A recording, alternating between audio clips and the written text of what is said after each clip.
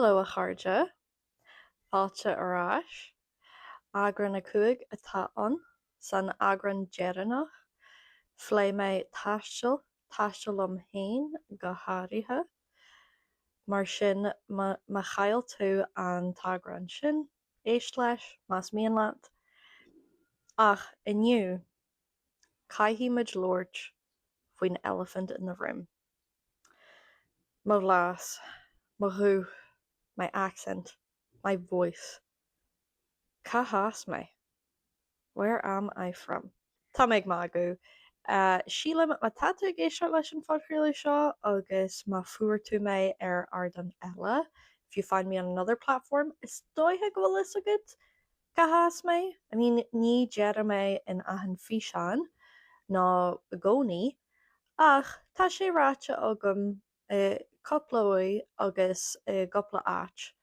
I've said it quite a few times in quite a few places, but in amantí caiileann daoine é.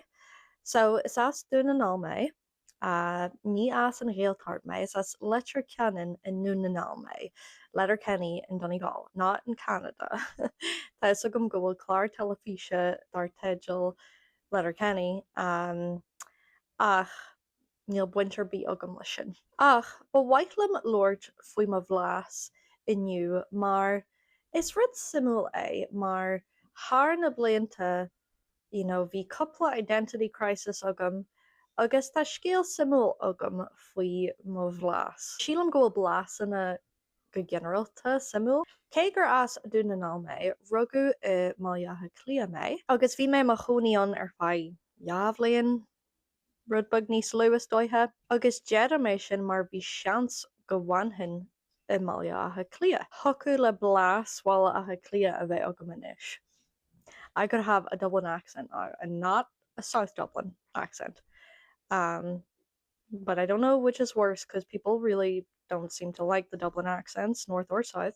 Is my lumps at iad níl fiber bí agam lá. Ach, bhí seans go bhainthin i máilethe clia, agus go mé blas go thomlan éagsúil agam. Ní hiagla mé sin a hailú ach tá sé gramhar. Tógu i Letterkenny mé sé sin an balla mór i Núnanáil, mar sin tá sé urban, níos urban na ceantar-bí eile in Núnanáil, agus tá neart blasanna i Núnanáil ná canúint si, so blas accent agus canúint, ach nuair a bhíam ag Lord faoi na canúint si, bhíam ag Lord faoi na dialects, mar sin níor waithlam mearhfuil ar bí any confusion, don't want any confusion, so blas accent, also flavour. Is maithlam é sin. So tá neart blasanna in Núnanáil. Níl siad go thomlan éagsúil ach tá difriartaí ann. Is as Letterkenny má bhathair ach is as máilethe clia má athair. Agus tá sé sin táhairte mar níl blas láidir ag má athair. Tá blas cinál generalta aige, agus má bhathair tá sí simú mar níl blas ionta láidir aici, breithin sé ar an duine a bhfuil si a caint leis. Ach nuair a bhí muid ag fás aníos mise agus mo dheartháirithe, ní raibh si ag iarraidh go mbeadh blas ionta láidir agin, ionta urban. Ní miste leithí an blas a Letterkenny ach ní raibh si ag iarraidh go mbeadh muid ionta townaí nílas agam ná ag rá rudaí áirithe. Agus tá sé sin rudbug art nósach ach tuigim é sin ar bhealach ní hí an taon duine a bhhain a dhéanann é sin. Sa teach ní raibh blas láidir aici, níl blas láidir aici. Ach le cairde nó teaghlaigh bíonn. So mar gheall ar sin agus an bhunscoil a drastal mé air, ní dúirt mé rudaí áirithe mar shampla I. Cílíonn I, AYE, yeah, no yes, in Núnanáil, agus sa túisceart is rud Ulster Scots é. Ní dearm I. In amantí, go hanú dearm I. Tagann sé amach go nádúrtha. Ach, nuair a bhí mé ag fás aníos, ní cuiban lom riamh a rá go nádúrtha. Bhí na gcónaí ag magu, agus ag mo bhunscoil drastal mé ar bhunscoil tíomh mlí den bhála agus bhunscoil ardnásach a bhí ann. Like, ba bhaithlam freastal ar bhunscoil eile agus ma histí fásta ach thulamid gur scoilmhaith í ach cílíonn si sin gur scoil ardnósach í. Ní deireadh na páistí ag an scoil sin ai. Níl mé cinse faoinis ná ranganna eile ach ní cuiban lom é sin. Dearam na rudí eile wee in áit little in a wee while, just a wee bit. Cuid mór rudí eile dearam na rudí sin ach níor tháinig aghaidh go nádúrtha agus nuair a thosaigh mé meánscoil drastal mé ar bhanscoil i lár an bhála agus bhí daltaí ó aithnscoil ar an bhanscoil sin. Mar sin thula mé níos mó blasanna agus blasanna níos láidre, blasanna ón bhála, blasanna níos Letterkenny, more Letterkenny accents, you know, more urban. Agus tá sé cinnal grammar mar an cara mór a bhí agam ar bhanscoil ba as ná is as. Níl mé deagháil hí go fáil ach is dóithe is is as cilé í. Balla bug in acha le dura ar an seorann agus bhí bhlas iontaláidir eici. Blas cinelín dura. Tá blasún an agus dura cása le chéile ach Jeffriúil gandáit. Cibéarbí bhí blas iontaláidir eici deireadh si a gcónaí agus rudí eile nach dearan is dóithe ach sin an príomh rud is cuiban lom. I chéile teilech go raibh mé posh. Like, is cuiban lom go raibh siad ag magu fuaim cúpla uair agus níor háitin sé sin lom mar ní raibh mé posh. Níl mé posh. Agus ní raibh mé ag iarraidh sin a chur an uail ar tharbí. Ní raibh mé ag iarraidh ligean orm go raibh mé posh. Na níos fearr na daoine eile mar níor shiel mé sin ar tharbí. Ach bhí is acu nach raibh mé posh ach bhí mo bhlas grammar a gcomparáid lena bhlasan na hain. Agus an sin nuair a drastal mé ar chalaiste in Noia, bhí sé simú mar thuig daoine gur as dúna ná mé. Ní raibh siad dírithe ar Letterkenny. Mar tíomh muid de Letterkenny bíonn an blas níos séimhe, níos cása le mo blas hain. Mar sin thula siad an difriúir thuig siad ní as dura í is as dúna ná í agus dúirt daoine é sin lom cúpla uair. Clunnim an difriúir, clunnim gur as dúna náthú. So chuir sé sin luachar orm, mar ag deireadh an lei tógu i Letterkenny, tógu a núna ná mé. Agus is as dúna ná mé, is cuma cé a chluinn an tosa, is as an áit sin mé, agus is cuid táhairta de a héalaí, agus ní maithlam, like, cateige a bhfuil tú ag sin tú, níl an cuma gur as dúna náthú. Like, well, is as dúna ná mé. Tá sé sin fear agus ní athróí tosa é. Níor thosaigh mé gra in Noia agus tá sé sin do chréide mar sílam gonnéir siad níos minice in Noia ná núna ná, breithin sé an duine agus an áit ach is rud mór é. So is cuireann lom go raibh mé ar má chompord in Noia mar ní raibh fibre bí agam le mo bhlas. Gus ní raibh fibre mhór agam riú mar gheall ar mo bhlas ach bhí mé sásta nach nuairt daoine rudar bí faoi ar feadh tamil. Keyword. Inné Dóia bhg mé go balla a clia agus thuig daoine gur as dúna ná mé agus nuair a bhí me caint le daoine as corcaí ná céirí ná deisceart na tíre tuigeann siad leithre gras dúna ná mé agus sílann siad go bhfuil blas choláidir agam. Tá sé grammar mar teis gom héin nach bhfuil an blas is ládra agam agus tá blasna a bhád níos ládra na mo blas hain an. Ach is maithla mé mar is radeasa tá mé brádul a bheith as dúna ná. Is brelam an conté sin agus is cuid de a héal í is cuid de a éanúlacht í féinúlacht identity is cuid mhór de a éanúlacht í agus tá sé cho gramar ó thosaí mé ag chur na Gaeilge chun cin ar an Idirlín ar na main hóisiilta. People associate me with Donegal. And, rubh sin, ní ró sé mar sin. Bhí aithne ó go marghine who were much more Donegal than I was. Tá sé bhaid níos difriúla leis an Gaeilge fásta mar tá canúin sin, tá Gaeilge olú. Agus nuair a chluineann daoine mise ag glóirt in Néalaga tuigeann siad leithreach mar gheall ar an dóigh a dearm rudaí áirithe. Tá sé sin aonanta simú. My Irish is more Donegal than my English. Na hol sé sin aisteach. Cúpla cis, bíam ar mo thuamhneas agus mé ag glóirt in Néalaga. Is brala mo chud Gaeilge, tá mé aonanta bradal aistí, agus seo mise fuair mé mé hain nuair a tháinig an Gaeilge in mo héal. Wahí mé gur thuig daoine mé. And I felt like I belonged i bubble na Gaeilge. Agus sin an chéad áit is dóithe in mo héal. Gur wahí mé é sin go láidir. So no one can take that away from me, no matter what anyone says about my Irish, there will always be haters, but no one can take that feeling away from me, that sense of belonging and comfort and suaimhneas. Tá mé ar mo thuamhneas a bobal na Gaeilge. Ag bogar an sin mo bhlas America.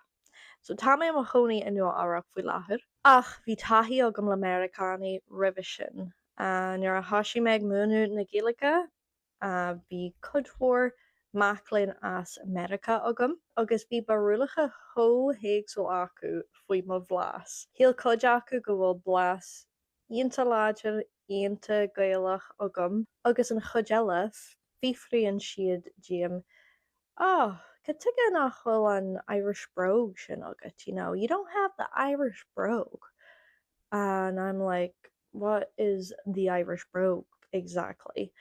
So sílam go bhfuil cudmhór Americanach agus daoine as tíortha eile clárta le bhlas amháin nó cúpla bhlas as éireann. Níl siad clárta leis na blasanna ulig go háirithe na blasanna as an tuaisceart. The northern accents, the accents from the north, people aren't able to recognize them as Irish often if they don't have much experience with Ireland or Irish accents. Agus ma éistin tú leis na blasanna a dhéanann Americaní is Ceannaigh. Ticí tú é sin an chúis a hílann Americaní nach bhfuil cuma éireannach orm. Because I don't sound like Tom Cruise in what film is that? Is it Gangs of New York? You might kinda, but there's so many. Cudmhór Scannan. Agus tá blas miltena acu. Tá dheachanda is tríthe in éireann, ach tá níos mó blasanna na sin.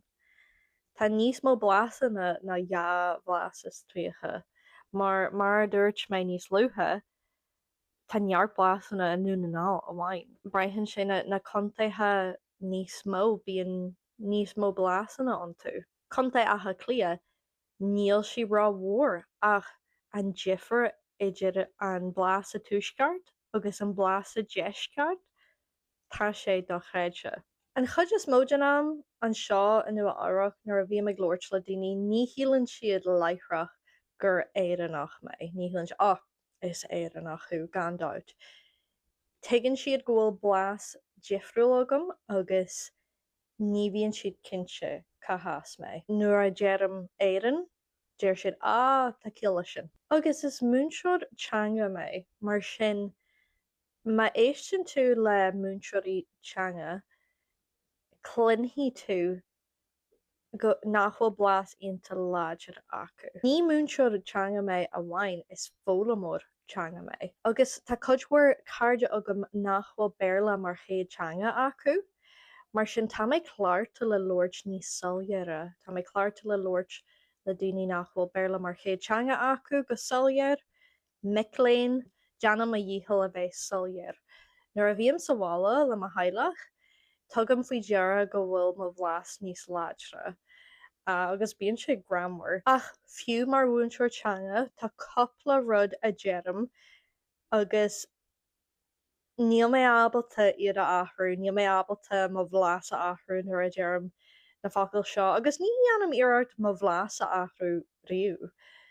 Ach tá na focail seo dulí a hiagmhail i mo bhlas, and these words are hard to understand in my accent. So ar na malamh bhí mé i mon ranga ar líne le Americaní den chuid is mó agus dúirt mé out. Bhí mé caint faoi amach agus amuigh agus dúirt mé they both mean out. In Irish there are two words for out. Amach is the direction if you're headed out, and amuigh is to be out, to be in that location. Out. Níor hiig duine amháin. Sílam gur ghlac sé tamlín ar na daoine eile ach duine amháin. Bhí si caiilte agus ní raibh mé ábalta é a rá go difriúil mar bhéan ag deanú athris ar an bhlas Americanach, like out. I'm going out, out. You know, dear sheets and out. Can you help me out? I've got to get out. Tá an bhagla sin grammar i mo bhlas. Agus ná, taking daoine sin ach sílan si go bhfuil si grammar. Like, what are we going to do now? Now? Okay, so now we're going to look at the word out. An focail is dully. Per. Agus ní higann daoine ní higann éireann é seo ach in núnanáil agus stoithe tuisceart dearmid per. Agus níl mé ag caint faoin chat, tá mé ag rá bocht, bort, sa Gaeilge. Bocht. Well, that's the Irish for P-O-O-R. We say per. You per thing. They don't have a lot of money. They're very per. And take them and húsnach an daoine because it sounds exactly like P-U-R-R. Ach a ríis, ní hiaglam é a rá ar dhóigh éagsúil. Hiaglam ach níl mé géirí, because to me that's changing my accent to try and say it differently. Like poor. I think poor is what they say here, and even thula mé sin a gondéatha clia, poor, the poor thing. Listen, because níl mé cinse faoi áiteanna eile inéireann. Poor, maybe more like poor, ach, per, sin a rud a dearm hain. So I hate when that word comes. I just hope by context people will get it, because again, it feels too weird to change how I say that. Agus dúirt duine amháin é seálam agus híal mé gro sé aonanta grammar. Dúirt sé le níl blas aonanta láidre agat. Éis sin sé leis an podchraoladh, shout out Bill. I know you listen, you comment, gur maigat. Ach dúirt tusa é seo lumsa. You told me this one, and no one's ever said this. Ach dúirt sé, níl blas aonanta láidre agat. Is cinse gur éan acu, ach nuair a deir tú, like, definitely. You really emphasize it. You're like, definitely. That's what you said. So I'm trying to think. I do say that often, like, oh, definitely. Daff. That's it. Daff. It's like, it goes back in my throat. Definitely. Take him who, Bill. I understand what you mean by that, Bill, but bhí sé grammar mar níor swinny mé ar sin riamh. Definitely. Trying to say like an American now. I don't think they say that much. Níl mé cinse. Oh, agus I caint faoi per, tá ag smaointiú ar áiteanna sa tuisceart. Sílam in ard watha nó is dóithe contaithe eile fásta. Tá sé aonanta grammar an dóigh a deir siad hair, deir siad her, my hair. I can't wash my hair. I need to wash my hair. Sit on that chair there. That's the funniest one. Chair, char. Sit on that chair.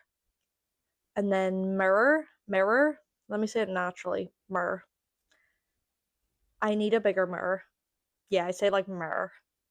Because mirror is tá sé rathaí, can't be bothered with that. Agus an rud dearannach ná is cuibanlam agus be cuimne agam seo go deá, ba rath le má bhhaim obair le Americaní. Agus níró cead acu, níró cead aici agus foran an focail seo a rá. Agus is focail táhairta é in ifig agus cuidmhór post account. What's your account number? Mar híal na Americaní go raibh focail eile a rá acu. So níl mé cinnte go dé a dúirt siad in ionad an acail sin, caiithí mé ceiste chur orthaí ach ní raibh cead acu an focail sin a rá. Dúirt siad lom, ná habair account, no matter what you do. Agus is dóithe tá bhlas níos ládra agad be cuma níos measa ar an acail sin. Account, yeah. Ach, sin é sin an saoil. So go dé mo bharúil hain faoi mo bhlas hain. What do I think about my own accent? Because that's all that matters. Is maithlam mo bhlas hain. Agus is cuivanlam nach raibh mé ionta compordach leis ar feadh tamailt. Mar is dóithe nuair a bhí an cara sin agam agus híal a teaghlach go raibh mé ionta posh. Is dóithe nach raibh mé, ní raibh mé ar mo chompord.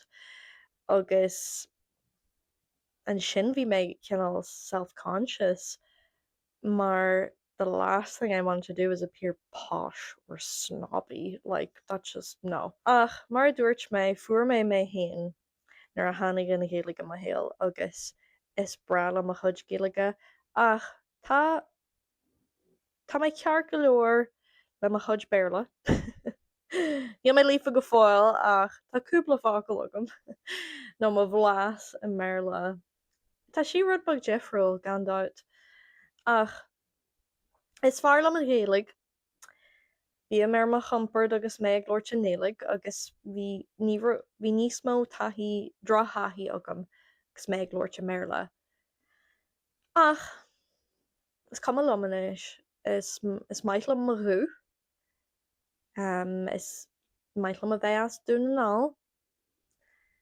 Agus tá mé buich as mo chuid Gaeilge. Agus Gaeilge olú. Is brealam Gaeilge olú. So tá níos mó muína agam inis gan dát. Ní raibh feadh mhór agam hain le mo bhlas hain riú ach bíonn rud bag imní hóisialta orm. Níl mé cinnte an muinneann sé le mo bhlas ná le bé ag caint. Ach sin é a tharde tásúlagam gur bhain sibh sult as an eagrán sin. Tásúlagam gur hiail sibh gur raibh sé simú mar dúirt mé is brealam blasanna tá sim mór agam in mhlasanna agus tásúlagam go bhfuil sim agam se bhásta. Two things I really want you to tell me. Comments on Spotify or Apple or YouTube or mar dúirt mé, as I said, Instagram DM. And mo blas láidir agad hain. Do you have a strong accent yourself? And cén blas is fad leat. So what's your favourite accent? Níl freagra agam hain mar is brealam cuidmhór blasanna. Is maithlam an blas bratnach. Oh, is maithlam an blas bratnach. Welsh accent. I like. Me like. And cuidmhór blasna eile ach sin mar ragra faoi láthair. Sin é a chairde, slán go fáil.